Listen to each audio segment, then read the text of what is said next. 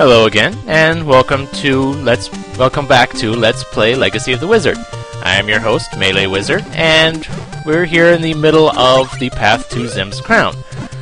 Now we've just got a few more block puzzles to piece out, so...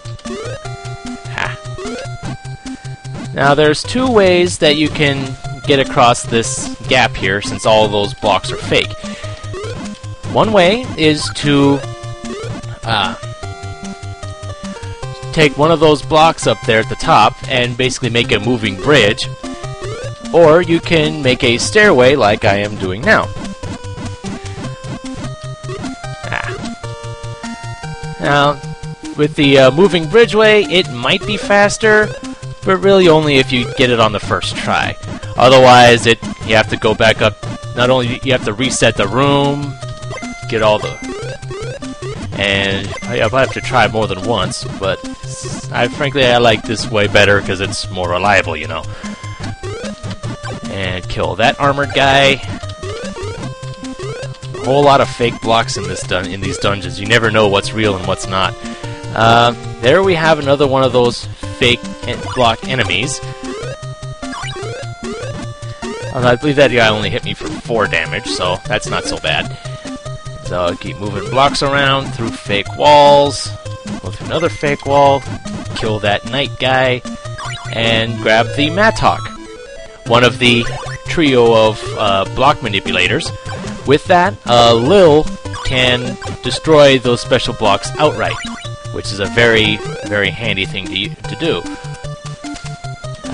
Okay, where was the block? Oh, there we are.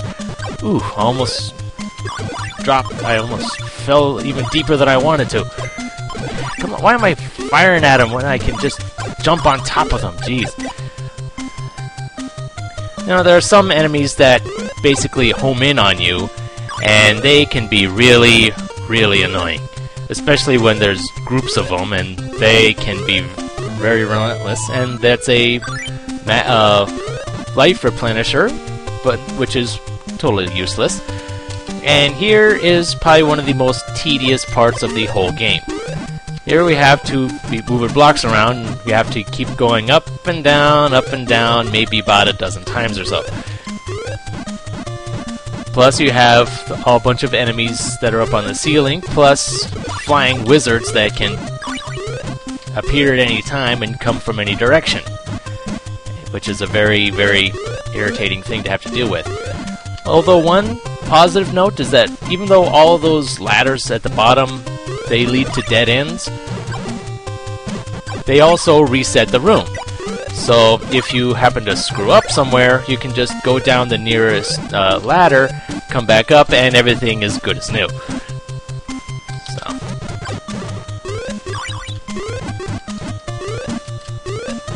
Keep going down, and up, kill you. And okay, that wizard didn't come near me. And I don't have to be hitting that one block that's up at the top there, but it helps keep those things corralled so that they don't... So someone keeps them separated so that they don't come near me when they spawn from behind.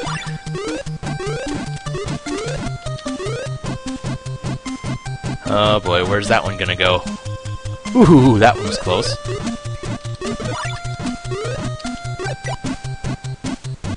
I love having my life and magic above 100. That's one thing I love about the spike boots, because they allow you to kill things without having to use up magic. And the last one, which looks like a dead end, but turns out it isn't. Like I said, you never know what's actually a barrier and what isn't. It involves a lot of trial and error, and that is a fake chest with a few more homing enemies with an invincibility ring. Like, even with the invincibility ring, you can even, like, well, you don't so much walk as bounce on top of spikes, which I think is a really cool thing. Kind of looks like you're on little bouncy pads or something. Kind of reminds me of Super Mario Bros. 3 somehow. Even though this game came... well, was it? Yeah, this game came before Super Mario Bros. 3. Probably not by that much, though. And if you hold the up button, you can walk across spikes without taking damage, which is a little fancy trick I picked up a while back. Oh, come on.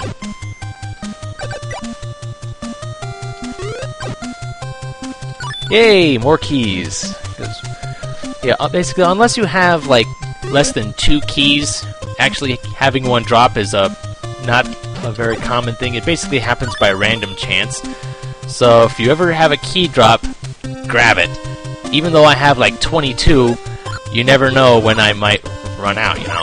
And there is the Elixir. A very, very handy emergency, just in case I don't feel confident in my ability to survive at some point.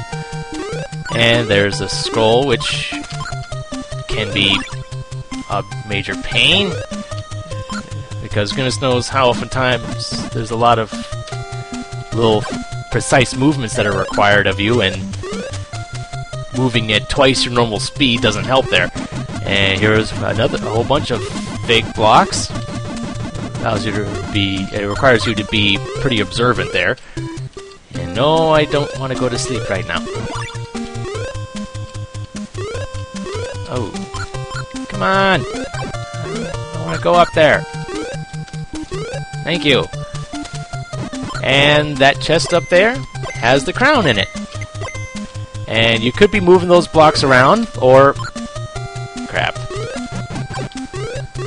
Well, you could be moving those blocks around, or you can try and hitch a ride on the enemy, which I tried to do and failed horribly. So, let's try this again. Ooh, almost got hit there.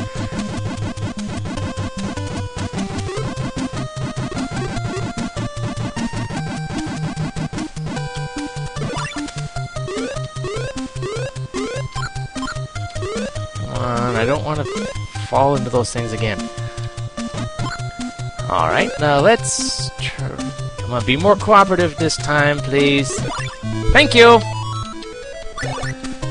Now, regardless of which crown you get first, whether it be Pochis or Xemns or whatever, you will always fight the bosses in the same order. Like this one, I believe is called a Tantalus, this huge freaking spider thing, and frankly, this one is a cakewalk. Yes, it shoots shots at you, and frankly, I should not be having this much trouble with it. Ooh, I'm at 1 life. Frankly, how did I survive that? That's like an epic fail for me if I had lost to him.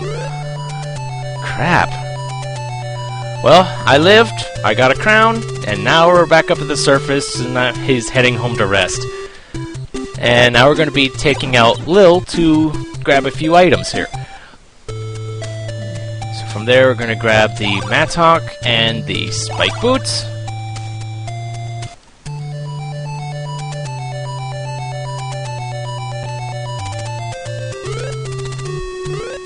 Alright.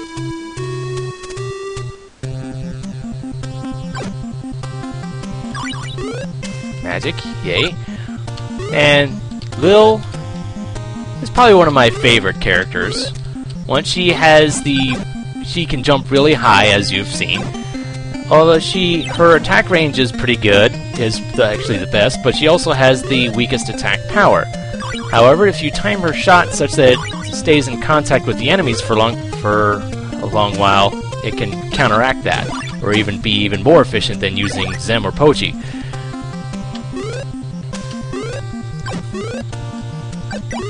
And kill you. Ah, scroll. Very good. And we're back in the dragon room. We're going up here to the top right into what basically amounts to Lyll's portion of the dungeon.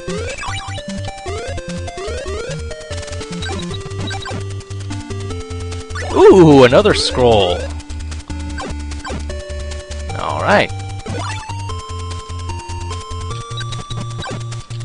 Of course, one downside to the scroll, aside from not being able to have precise movement, is that your shots basically double in speed, which means it most likely takes you at least maybe twice as many shots to kill them, if not more.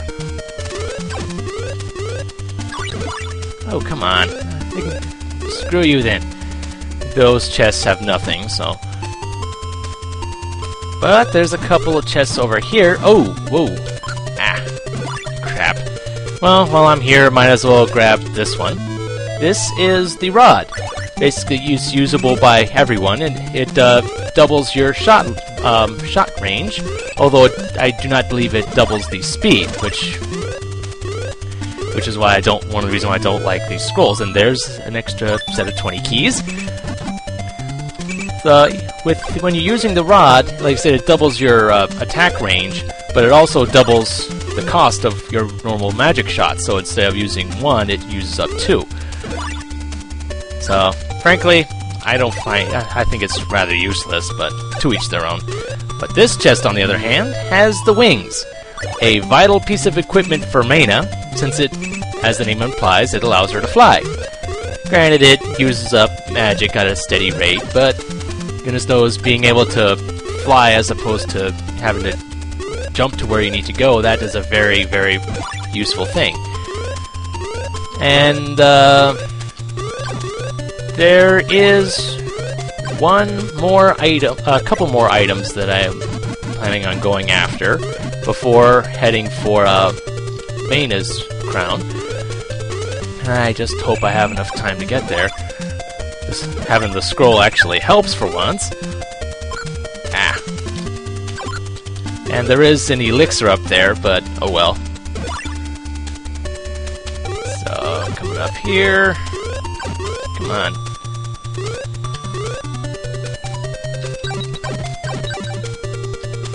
Oh, don't want those.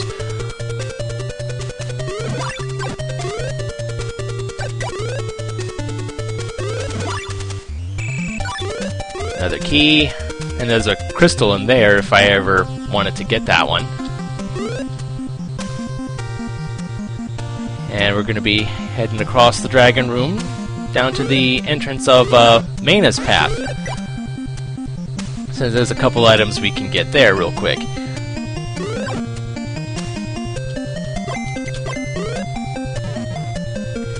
Among them is probably the only item that I'll actually be purchasing.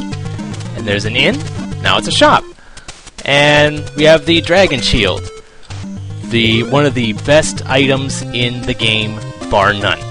With that shield active, and those the shots that the boss monsters fire off, you'll just block them. You won't take any damage from them. Considering how much damage some of the later bosses can do, that is a very, very important thing to have. So we'll be heading down here, crossing by Xemn's path, some of it that we didn't already see. And here we are now in Mayna's path. And yep, go by some locked doors. Oh, I want to get that cross, but oh well. Ooh, scroll! Yes! Might actually get this done within the time limit. Go up here. Go through some more locked doors. Ignore that treasure chest, and here we have another treasure chest that has the key stick. With the key stick, you instead of using keys to open those locked doors that you saw before, it uses up magic. That is an essential item for Mayna because, well, you'll see how many locked doors there are soon enough. But we'll have to wait until next time for that. So, until then, I am MeleeWizard, and have a nice day.